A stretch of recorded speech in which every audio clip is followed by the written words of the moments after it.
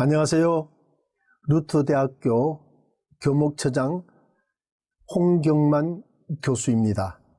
우리 주 하나님 아버지와 구세주 예수 그리스도로부터 오는 은총과 평강이 구TV 시청자 여러분들과 함께 하시기를 바랍니다. 이 시간에는 로마 황제들이 기독교 박해를 멈춘 이야기를 나누도록 하겠습니다. 기독교는 박해로 태어났고 박해를 받으면서 살고 있다라고 말할 수 있습니다.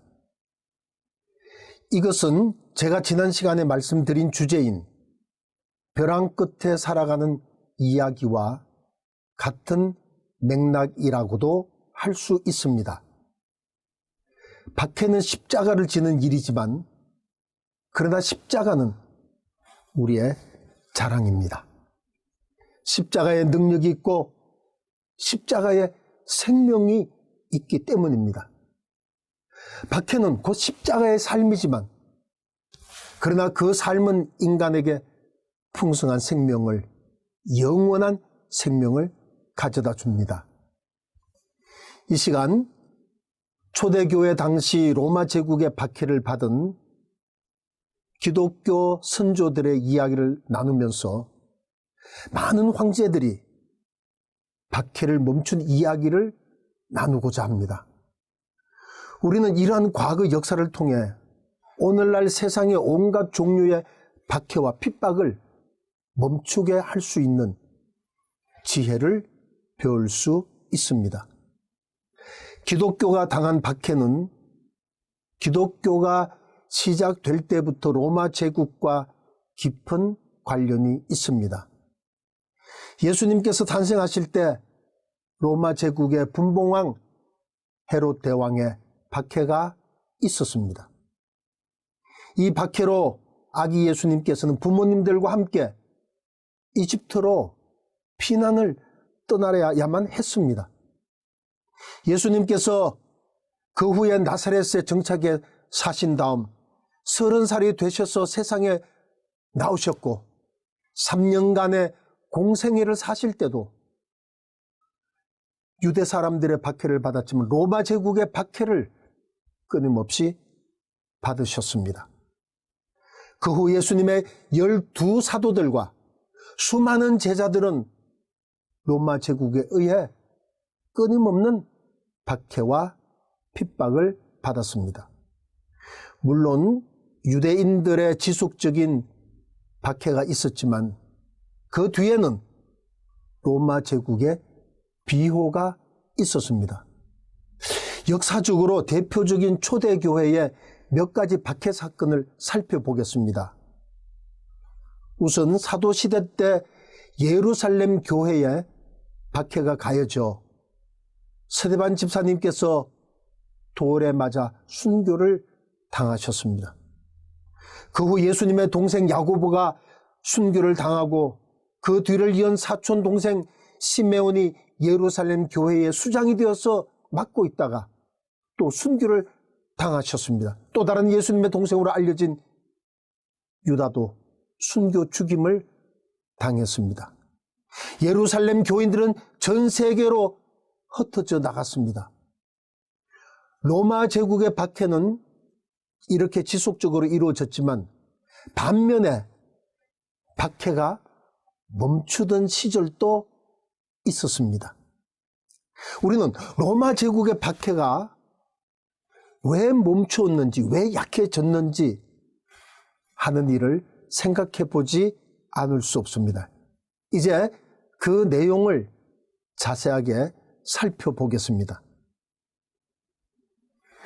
결국 무엇 때문에 로마 제국이 박해를 멈추었는지 그 역사 이야기를 살펴보려고 합니다.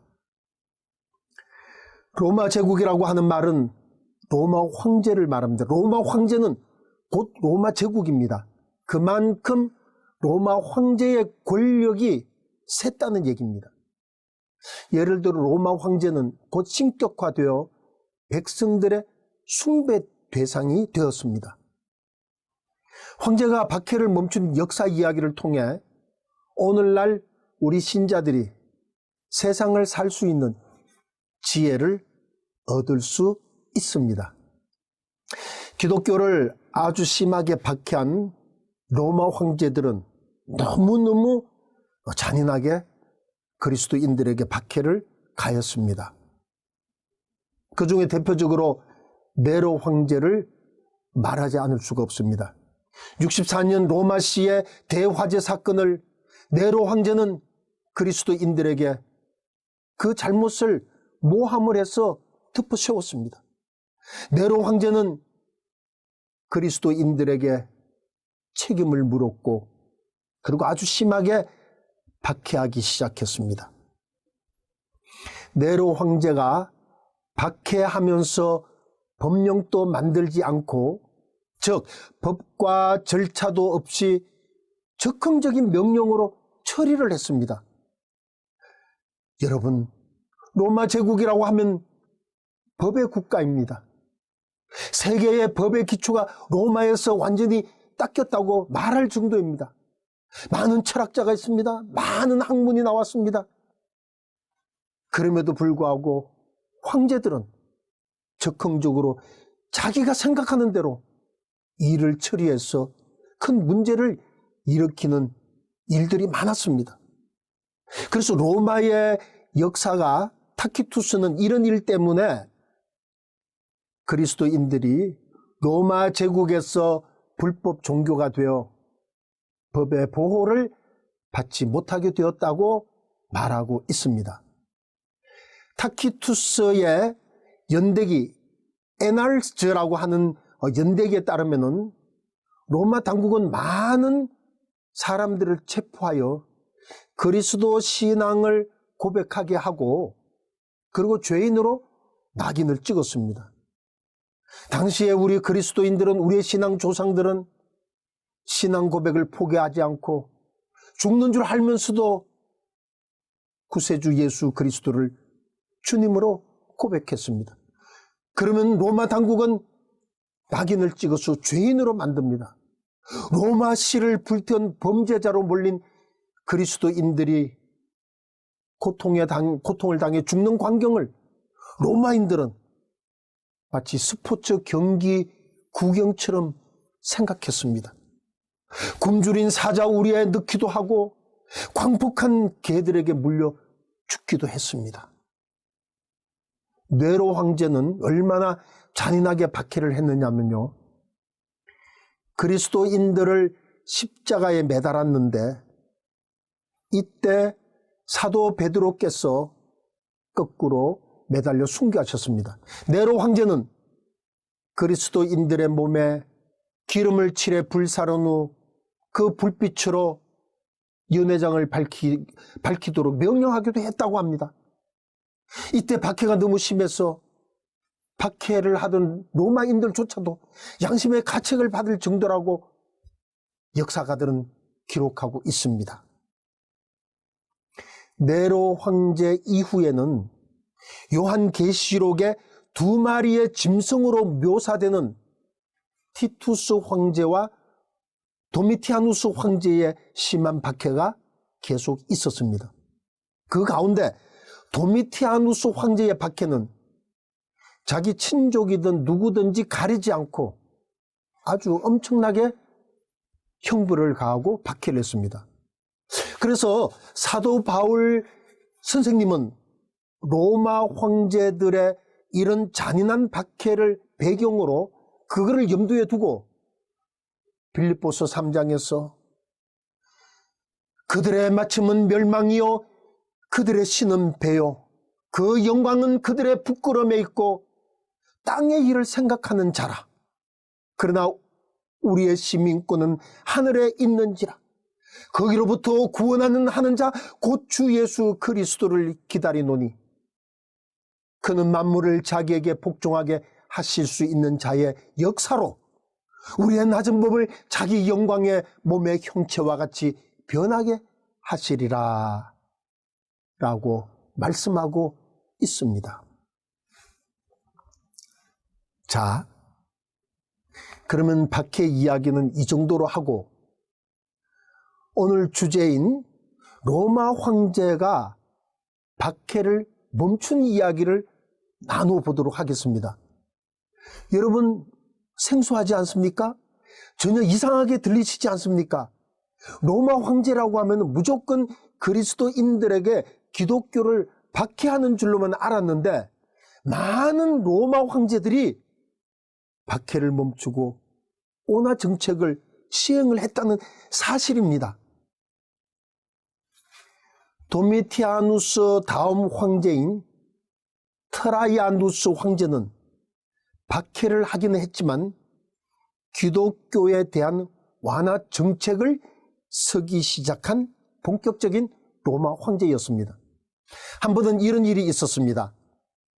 사도 베드로와 사도 바울께서 선교한 소아시아 본도 지방에 로마 총독 플리니가 다스리고 있었는데요.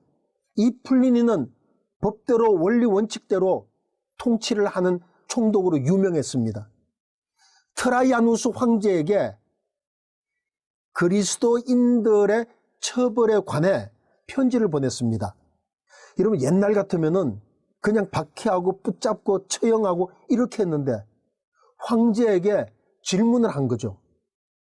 로마 황제가 플리니 총독에게 답변한 내용이 이런 내용입니다. 졸속으로 다루거나 심하게 다루어서는 안 되고 공공연한 도적무리들과 그리스도인들을 구별해야 하며 그리스도인들이 공공연한 범죄자로 규명되기 전에는 색출하지 말고 무명으로 그리스도인들을 고발하는 자, 즉 모함하는 경우에는 그 고발장을 폐기하고 로마법에 따른 공식적인 제사를 거부하면 신중하게 조사하여 처벌하라고 지시했습니다. 한국 교회사를 대표하는 학자이신 이장식 교수님은 트라이아누스 황제는 그리스도인을 박해하는 조직적인 새 방법을 시도한 것이 아니고 대중의 미움이나 개인의 감정으로 그리스도인들이 해를 받지 않게 보호해 주었다고 말할 수 있다라고 이 사건을 평가하고 있습니다.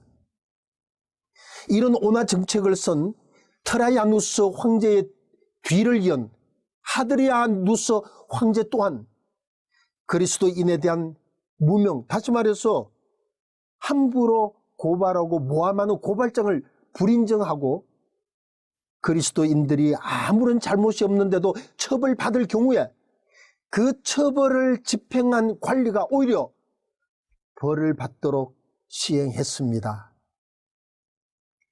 놀랍지 않습니까? 이것은 기독교가 비록 로마의 공식 종교로 인정받지는 않았지만 공정한 법 테두리 안에서 보호받고 있었음을 보여주는 사례라고 말할 수 있습니다.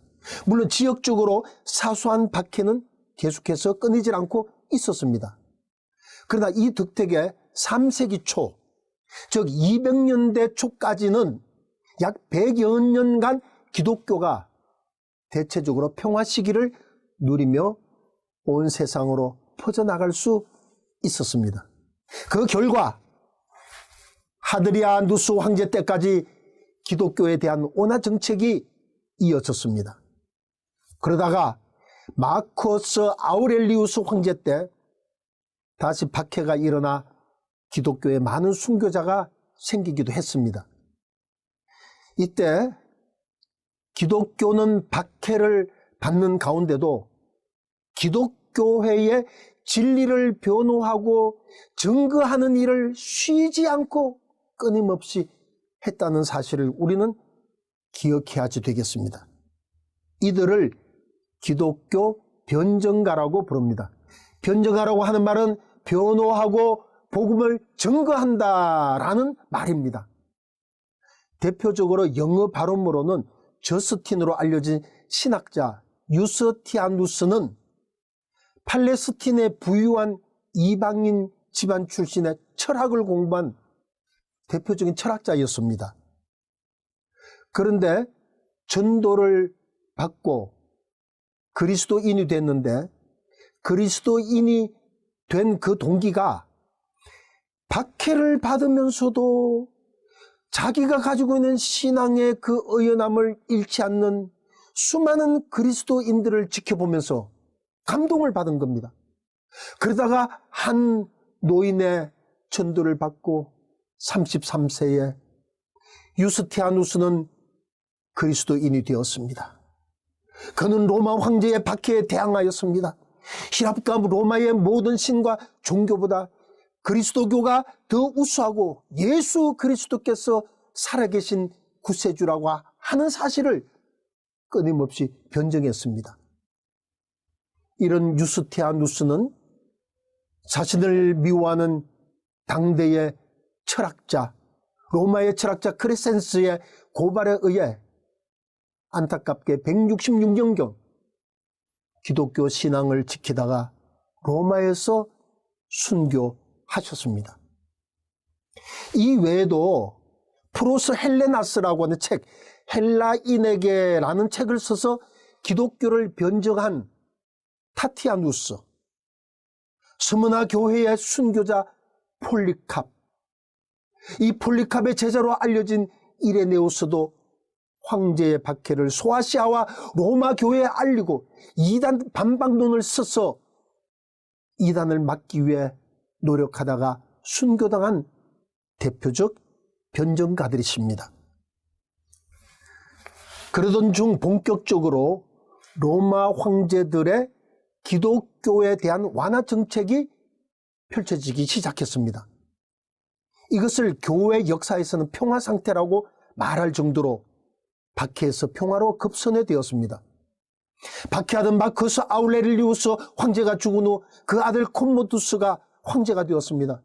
그런데 콤모두스의 후궁 마르키아의 왕비의 영향을 받아서 콤모두스 황제는 그리스도인에 대해 기독교에 대해서 호의를 갖고 박해를 멈추는 완화 정책을 본격적으로 시행을 했습니다.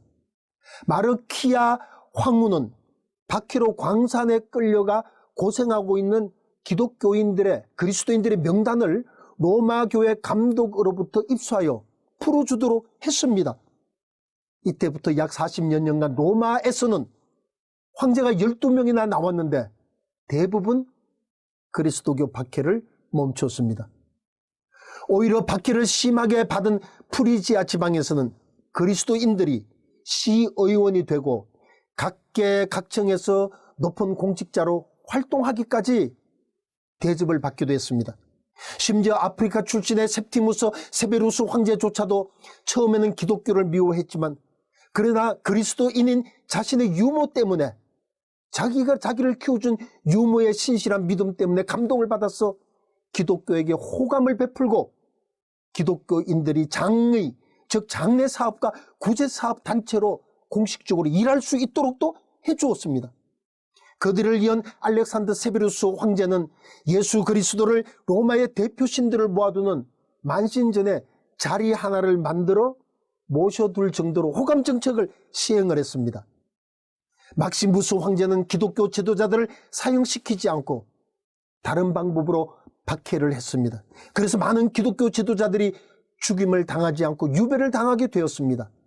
이것도 극단적인 박해가 멈춰진 예라고 할 수 있습니다.